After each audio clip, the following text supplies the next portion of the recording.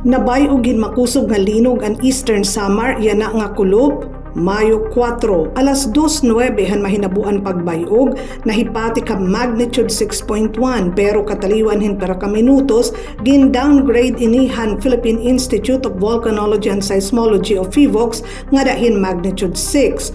Ang sentro hini in 9 kilometros northwest han San Julian, Eastern Samar, may halarom nga 10 kilometros ngan tectonic.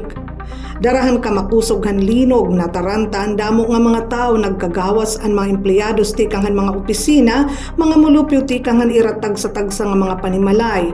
Nganyan ang akulop ginsuspender ni Governor R.V. Ivardoni ang trabaho ha mga opisina han gobyerno sugad man ang klase para masiguro ang kataluwasan hiton mga mulupyo ngan mataganhin hagilayon nga panahon iton assessment darahit para hiton posible nga danyos ha mga istruktura.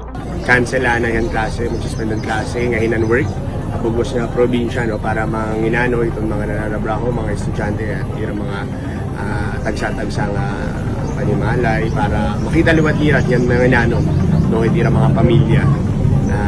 Kinahanglan lanay nga kulawan naton kung ano mga assessment ito naton mga MDRMOs, itong PDRMO, kung damo ba ang mga damages, para makabulig po kami, ikan ha province.